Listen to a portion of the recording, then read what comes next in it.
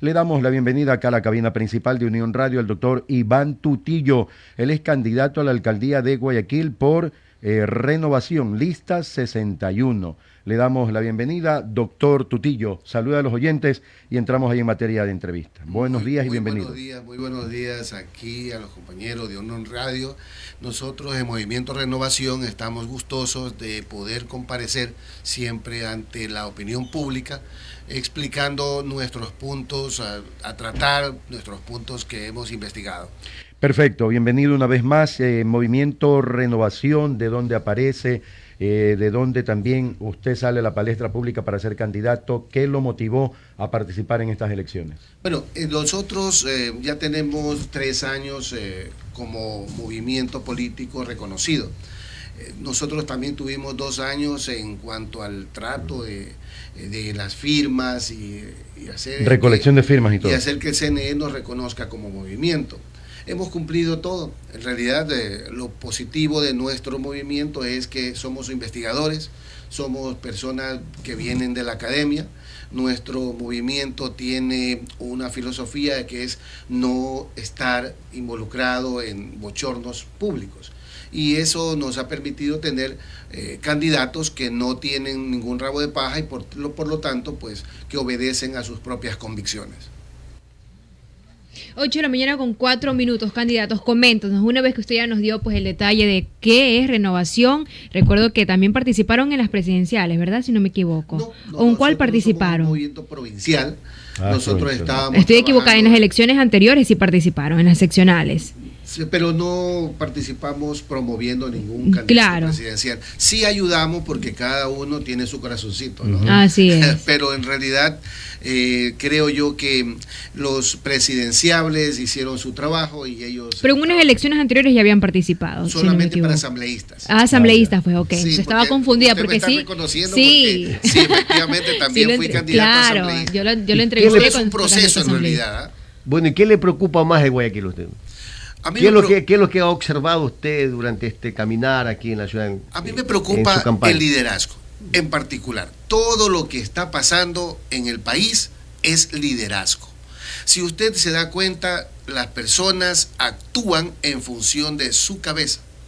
Yo vengo de una institución donde la cabeza está centrada. En la parte política no tengo un referente superior, pero en la parte programática, en la parte de cultura, sí tenemos referentes. En este caso, pues nuestro rector del tecnológico donde yo laboro. Pero cuando tú estás en una empresa privada, también tienes referentes, y tus referentes son las cabezas. Si la cabeza comienza a pensar mal, todas las ramas empiezan a trabajar mal.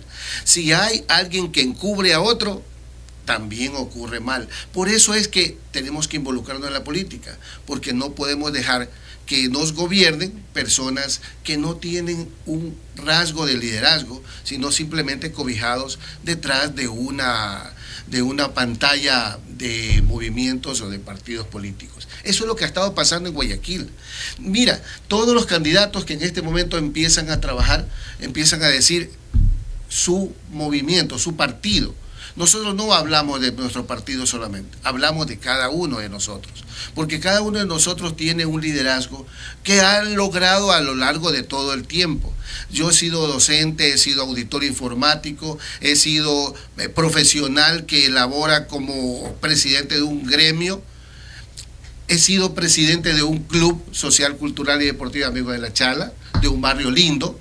Yo siempre lo menciono porque para mí es un referente. O sea, mis referentes son la sociedad, no son las personas. Entonces, cuando yo estaba de candidato de asambleísta, me dio molestia de ver que había una candidata que ganó, pero ganó porque era del movimiento del expresidente.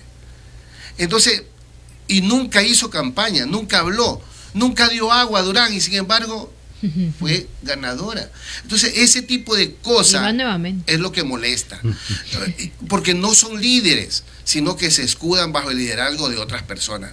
Allí es donde nosotros tenemos que empezar a atacar. Si nosotros seguimos siendo gobernados por personas que no tienen su propio liderazgo, sino simplemente son referentes a través de otros, entonces van a llegar a ser levantamanos, van a ser con ideas de otras personas. Inclusive cuando eliges a una persona que no tiene ideas, son sus asesores los que deciden por ellos. Entonces ese tipo de liderazgo es lo que ya no podemos aceptar. Y cuando ocurren los amotinamientos, como ocurrió los amotinamientos de las cárceles, lo que hicieron fue atacar un pabellón. Lograron dominar un pabellón, pero antes de eso, ¿qué decían? Que no se podía, porque los derechos humanos no permitían, y bien que pudieron. Eso quiere decir que era liderazgo. Por eso estoy hablando en este momento de los temas que deben ser solucionados. Si las personas obedecemos a otras personas, estaríamos muy mal. En el Movimiento Renovación, ninguno de mis candidatos me obedece a mí. No, yo soy el director provincial y también soy candidato. Pero ellos no me obedecen a mí. Conversamos, vemos las posibilidades de mejorar sus proyectos, pero nunca estamos hablando de que cuando tú ganes me tienes que dar algo, que tienes que trabajar conmigo, que una parte para mí. No, eso no hablamos, porque no se debe hablar esas cosas. Eso se va en el camino. Si él considera que yo como profesional puedo resolverle problemas, lo resolveré. Pero no es porque tiene él o tiene que devolverme el favor de ser candidato. Así ahora, doctor, ¿cómo servir al guayaco? ¿Qué le falta? ¿Seguridad? ¿Cómo está la situación? ¿Cómo la ve usted acá en Guayaquil? Después del liderazgo podemos hablar nosotros de principalmente seguridad. Y nosotros en el movimiento hemos desarrollado una plataforma basada en seguridad barrial. ¿Qué es seguridad barrial para nosotros? Es tomar a los barrios como un ente, convertirlo en una asociación jurídica sin fines de lucro, con documentos para que participe en compras públicas. Si hacemos eso, yo desde la alcaldía le doy contratos públicos, porque yo puedo a través de los contratos públicos hacer un pool de proveedores y no coger un solo proveedor y llenarle los bolsillos al proveedor, a la argolla de siempre. No, vamos a cambiar de argolla, vamos a poner a la gente dentro de la argolla para que gane. En lugar de darle 50 frases a un solo proveedor, démosle una frase por cada barrio. Y en cada barrio vamos a poder tener uniformes, zapatos, lo que vamos a tener correas, lo que vamos a tener situaciones de limpieza, situaciones de riego, pintura, reparación eléctrica. O sea, tenemos todo. Y dentro de los barrios existe mucha gente que necesita trabajar. De esa manera le damos trabajo. Ya yo no comparto la idea de tener un solo proveedor, por más bueno que sea. Porque ese proveedor lo único que va a hacer es promover una coima. En cambio, si nosotros hacemos que trabaje la gente empezará a servir dentro de su barrio y convertirnos en barrios gobernados por nuestras propias necesidades. Entonces allí podemos decir, las puertas abiertas ¿para quiénes? Para los ciudadanos, para los barrios, donde cada uno me podrá decir lo que falta en salud, por ejemplo. Fíjate que en el tema salud también fue liderazgo, porque cuando empezó el tema de la salud, se escondieron nuestras autoridades y luego aparecieron con el dinero del Bicentenario y se hizo en los barrios una estadística para identificar dónde estaban los focos infecciosos. Y se hizo y se lo logró. ¿Cómo se lo logró? Porque se dieron cuenta que es en los barrios. Entonces yo quiero empoderar a los barrios, pero es bastante trabajo, les cuento, ¿eh? Porque yo, al ser presidente del Club Social, Cultural y Deportivo Amigo de la Chala, de Barrio Lindo, yo tenía que resolver muchos detalles y poner dinero inclusive para fiestas, poner dinero para un evento, y luego pues recuperaba de las rifas o recuperaba de los boletos, pero lograba ver que en el barrio toda la gente quería participar. Eso es la unión que necesitamos. Así es lo que yo quiero trabajar, pero es bastante trabajo, porque son varios reconocidos, eran 69, y luego pues me estaban diciendo de que hay una lista de 300 barrios que no son reconocidos, pero que están. Entonces, cuando tú tienes esa cantidad de organización, Lo que hace falta es simplemente elevarlos a parte jurídica. Y cuando ya tengamos eso, pues ya podemos nosotros empezar el proyecto de darles un pedacito de compras públicas. 8:12 minutos, 8:12 don Tutillo, el alcalde de Los Guayacos, les estoy leyendo, don Tuti. Ahí está el candidato por el Movimiento Renovación Lista 61. ¿Qué hacer o cómo mejorar? Pero tengo un proyecto que es tener precios de mayorista para los minoristas, porque podemos hablar nosotros de mayoreo en cuanto a bolos, en cuanto a agua, en cuanto a pollo, en cuanto a pescado, o sea, comprar al por mayor y venderlo con el precio de por mayor, pero al minorista. Eso te va a provocar dinero para la gente. Y bajar los precios, claro. Cuando yo estoy hablando de proyectos para la gente, es porque quiero al guayaco, porque yo me considero un guayaco. Entonces, yo nací en Guayaquil, podría decir yo soy guayaquileño, pero es que el guayaco es aquel que, aunque no haya nacido aquí, quiere a Guayaquil. Entonces, en ese sentido, yo amo a mi Guayaquil. Mi papá fue de Salcedo, mi mamá fue de Paute, pero al vivir aquí, ellos también amaron a Guayaquil. Entonces, yo le digo a los ciudadanos, las nuevas personas siempre van a barrer mejor. La escoba nueva barre bien. Siempre es así. Entonces nosotros debemos propender a que nuestras autoridades también cambien. Cambiemos la argolla, digo yo, por eso. 8:14 minutos. Le iba a preguntar cómo mejorar el sistema del transporte público, como la Metrovía. Bueno, a mí me parece que hay que habilitar ya las troncales que faltan, ¿no? Porque ya las veo que están bastante habilitadas, pero no se animan. Tal vez no se animan porque ya empezó la campaña. Entonces no quieren cometer un error nuevo, porque ya la aerovía fue un error, y ahora pues cometer otro sería un suicidio tal vez político. Pero no deberían pensar así. Deberían pensar como servicio.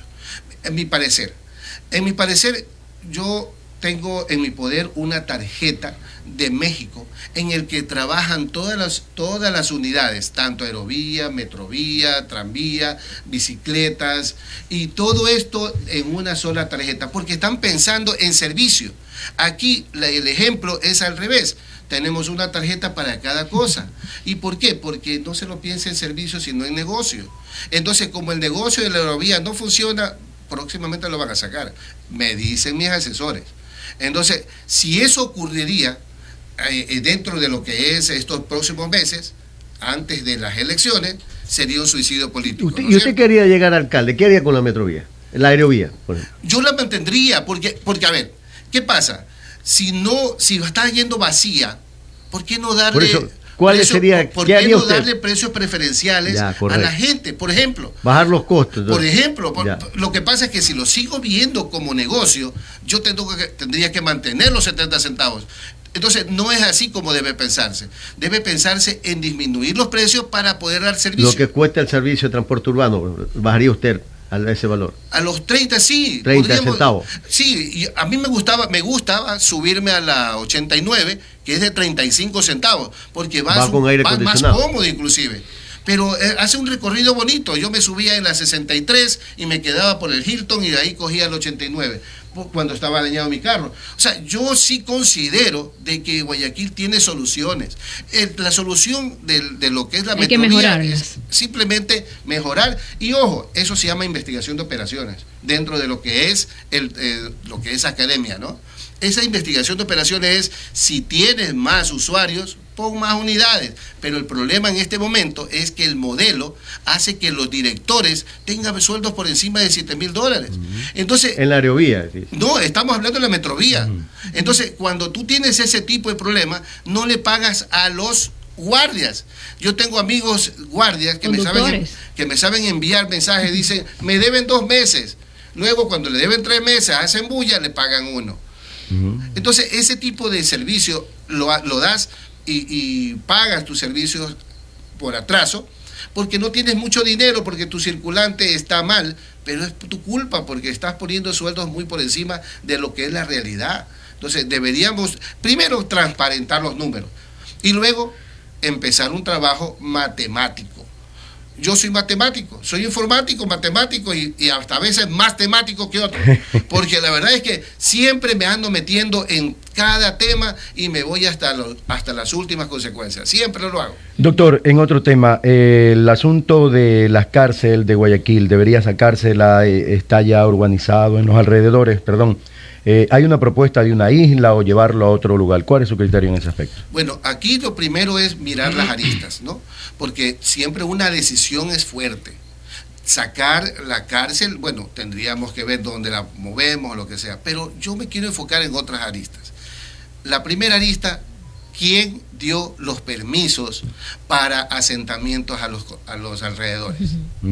Entonces, si vamos a mover el dedo para echarle la culpa a alguien, miren hacia adentro del mismo municipio. Entonces, ahí hay errores. Luego, miren las torres de repetición. Me contaron que hay 8. No he ido a contarlas. No he ido con mi dron para mirar, pero 8 torres de repetición en el mismo sector. Hay algo raro, ¿no? Entonces, cuando tú comienzas a tocar un poquito más, te encuentras con las madres de familia, porque en esa cárcel no es que todos son miembros de las bandas delictivas, ¿no? Hay un 20% y hay un 80% de personas que cometieron un error y que están pagando su culpa. Y las madres de familia llegan a visitarlos. Son demasiadas personas que se verían imposibilitadas de poder ayudar a sus seres queridos. También pongámonos la mano en el pecho. Sí es cierto de que existe un gran porcentaje, que sería el 20%, de personas que ya no tienen componte.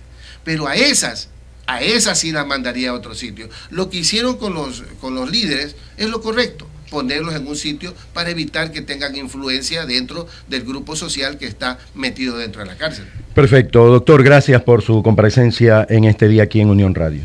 Muchas gracias, muchas gracias. Yo traje un pequeño pensamiento, porque la verdad es que sí me parece de locos que siempre que hay elecciones, la ciudadanía se pregunta lo mismo y vuelven a ganar los mismos. Entonces yo digo que en esta ocasión estamos involucrados gente nueva, por lo menos en Renovación, gente nueva. Y aquí nosotros decimos, el precio de desentenderse de la política es ser gobernado por los peores hombres y mujeres también. Correcto, gracias. La presencia en Unión Radio, el doctor Iván Tutillo es candidato a la alcaldía de Guayaquil por el movimiento Renovación Lista 61, el alcalde de los Guayacos, ¿no? Muchas gracias. Perfecto, gracias.